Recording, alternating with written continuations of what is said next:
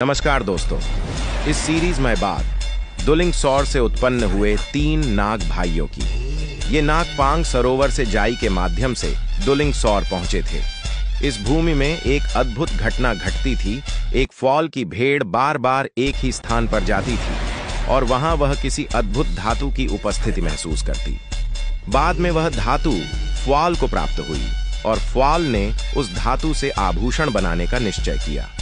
जब सुनार ने उस धातु को काटा तो वह धातु स्वयं 3 भागों में विभाजित हो गई। यह देख सुनार स्तब्ध रह गया। वे 3 टुकड़े हवा में उड़ते हुए बुरन घाटी पहुंचे और वहां जाकर 3 मूर्तियों का रूप ले लिया। यहीं से तीनों नाग भाइयों ने अपने अपने क्षेत्रों में विराजमान होना आरंभ किया।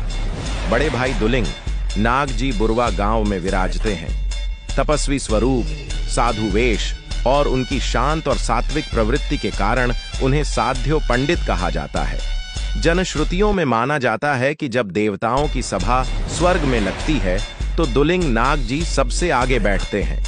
मंझले भाई पेखा नाग जी रोहड़ू टिकराल क्षेत्र के पेखा गांव में निवास करते हैं। इन्हें गोपाल चंद्र ठाकुर के नाम से भी जाना जाता है।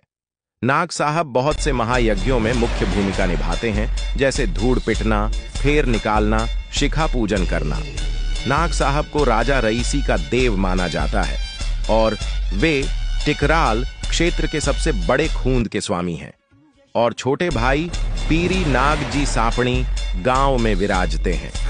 उन्हें सिद्ध्या सर्प के नाम से जाना जाता है। वे प्रमुख नागों में से एक हैं और बीमारियों से रक्षा करने वाले देव माने जाते हैं।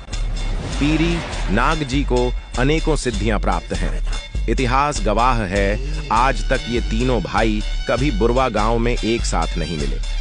परंतु एक और रहस्य इनसे जुड़ा है। इन तीनों भाइयों के पास शिरंग डोल है। यह एक ऐसा दिव्य डोल है जिसमें अनगिनत गुप्त शक्तियां निवास करती हैं।